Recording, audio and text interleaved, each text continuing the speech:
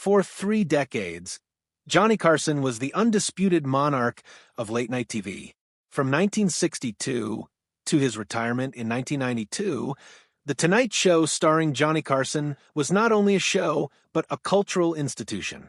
Carson sat down for more than 22,000 interviews, presidents and prime ministers, Hollywood stars and oddballs nobody had ever heard of, world champion athletes and small-town eccentrics who juggled chainsaws or played the spoons. And all the while, Carson was the steady one. His dry Midwestern humor, witty timing, and rock-solid cool converting live television into something that felt spontaneous. He was seldom flustered, hardly ever furious. And if something did go amiss, he could make it into a joke before home viewers even realized it. If this kind of story touches your heart, if you're someone who cares about truth, responsibility, and speaking up for the voiceless, please like this video, subscribe to our channel, and share it with someone who should hear it. Let's get started. But in 1987, something occurred that shook him to his very foundation. That evening, Carson had to deal with a guest who not only unnerved him in front of the cameras, but left him actually angry when the cameras went away, an emotion so unusual among his coworkers that years later, people who were there still recall it clearly. The guest was Madonna, whose popularity had reached its zenith as pop's greatest enfant terrible. The outcome was an interview so awkward, so unappealing to Carson, that sources claim it irrevocably altered the way he handled celebrity culture for the remainder of his career. Producers, writers, and crew members who were present have since identified 10 major reasons why Carson was so upset with Madonna's demeanor. These reasons, the 10 cardinal sins, not only account for the fact that the interview became notorious behind the scenes, but also for why it signaled the beginning of the end of Carson's storied career. 1. She turned every line into a sexual joke. Johnny Carson was no prude. Indeed, one of his hallmarks was the subtle double entendre spoken with a wink in his eye. He could raise an eyebrow, hesitate for a beat, and have the entire audience howling at a line which was clean and dirty simultaneously. The brilliance of Carson's innuendo lay in the fact that it operated on 2 planes. Children missed it, adults caught on, and everybody laughed without blushing. Madonna's visit in 1987 was a whole different story. From the moment she sat down, she allegedly hijacked almost every conversation and redirected it into something blatantly sexual. Ask her a question about her music, and she'd respond with an off-color joke. Bring up her career as an actress, and she'd steer it into innuendo.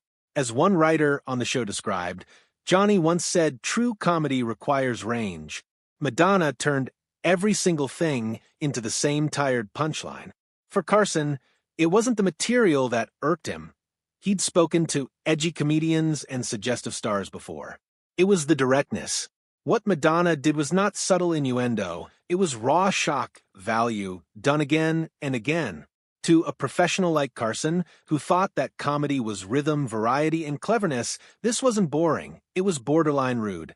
2. She made the show about her, not the conversation.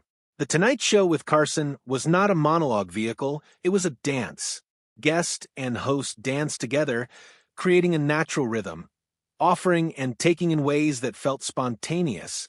With Madonna, however, according to insiders, there was no dance, only a performance. Johnny would put her on the spot with an excellent question that could have evolved into an excellent story, said a producer. And she'd just plow right through it with something she obviously prepared to say. What ended up happening, according to employees, was like observing 2 individuals engaging in different conversations on the same stage. Listening was more important to Carson than nearly anything else in interviews. He thought the magic of live TV was spontaneity, 2 individuals responding to one another in real time. Madonna had no interest in responding at all, though. She was there to provoke, not to talk. To Carson, this violated the cardinal rule of his program. And instead of working overtime to salvage the segment, Carson did something he rarely ever did. He checked out. He reclined, posed simple questions, and allowed her to dig herself in. The awkwardness became part of the show, and viewers took notice. 3. She embarrassed Carson on his own stage. Carson's stage was inviolable. For 30 years, regardless of who the guest was, he was always in command. But that evening, for one of the rarest moments in his career, viewers witnessed Carson look authentically uncomfortable. A later explanation by a camera operator was that Johnny had a body language code. If he slouched forward, he was interested. If he slouched back, something wasn't working. During the Madonna interview, he was about to push his chair away from his desk. He even wouldn't make eye contact, looking at Ed McMahon or right at the camera, a silent SOS his long-term fans knew. For Carson, losing his cool on national television wasn't merely uncomfortable, it was embarrassing. And worse, Madonna had set him up for a lose-lose. Confront her, and he'd risk making an ugly scene on national television. Go along, and he'd violate the standards he'd maintained for 3 decades. That trap being made to squirm in his own domain, Carson never forgave. For she disregarded his unspoken class and timing rules. Humor was a balancing act, Carson thought. Sophisticated and edgy, adult but tasteful, and shocking, but only when you had earned it. Madonna didn't have any notion of that balance in his view. She clanged on the same raw note, uninterrupted and without rhythm, wrote a critic. Carson, who frequently likened comedy to music, found her style akin to hearing someone bang away at the piano keys with their fists and label it a concerto. To Carson, timing wasn't merely technique, it was respect for the audience.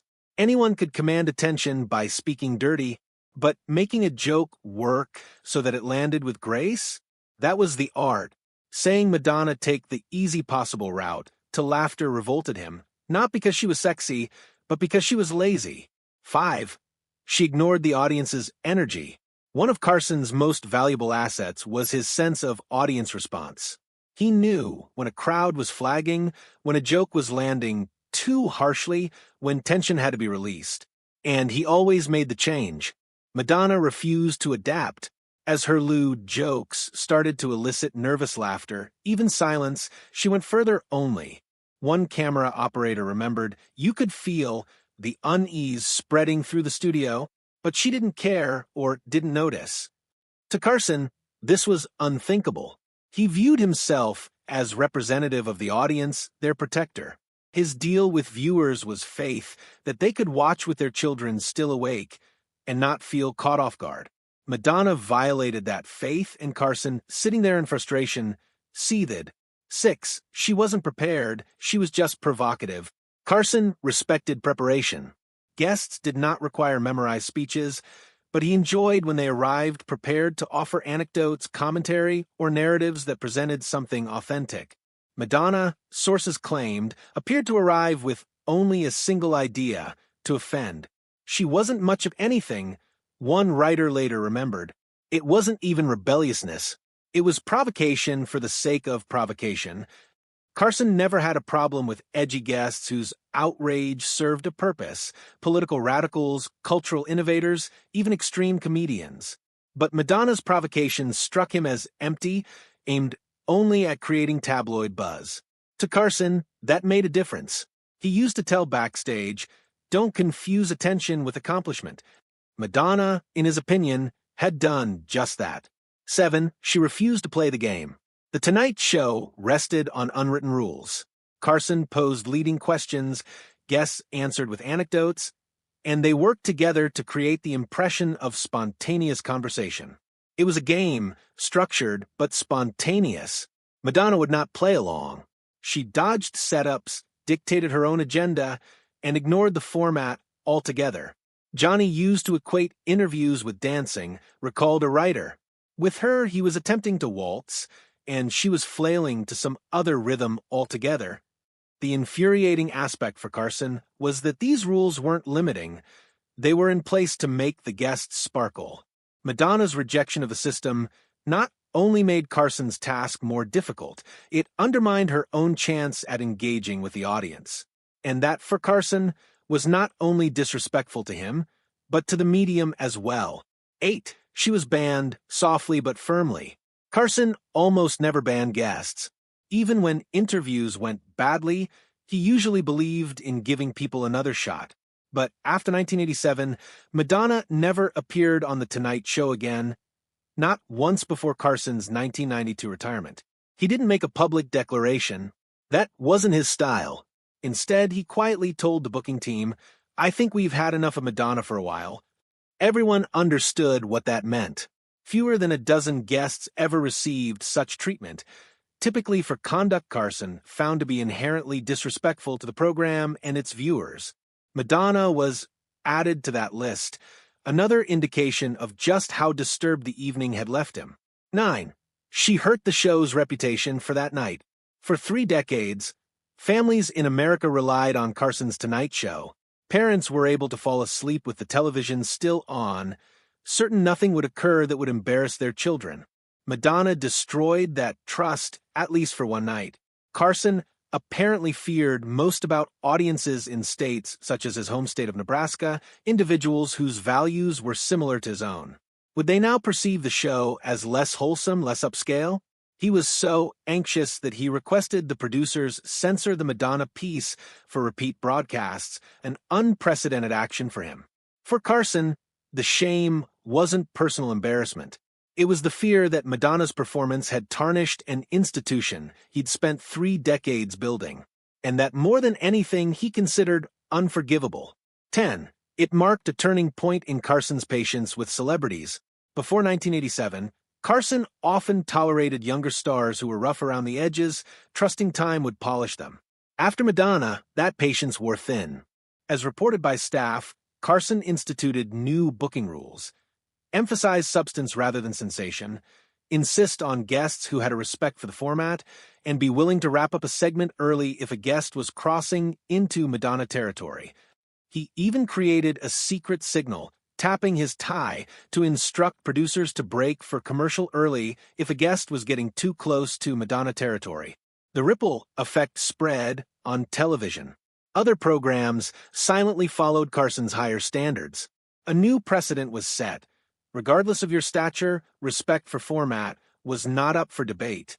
In an odd way, Madonna's failure made The Tonight Show stronger by compelling it to establish its values more sharply.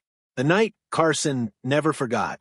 In the sweeping arc of Johnny Carson's career, a single cringe-making interview in 1987 may seem insignificant, but to those closest to him, it left a deep wound. For a man who took pride in control, timing, and elegance, Madonna's act embodied everything he abhorred: sloth, shock without substance, disrespect for the viewer, and disdain for the art of television. Johnny wasn't mad because she was dirty, one producer mused.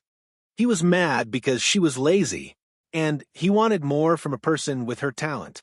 Ultimately, Madonna went on to flourish as a provocateur, and Carson was still the king of late night when he retired. But for those in attendance, that night in 1987 was never forgotten. It was the rare moment that the composed host was flapped when the king of late night discovered that even within his own kingdom, sometimes the crown could grow heavy.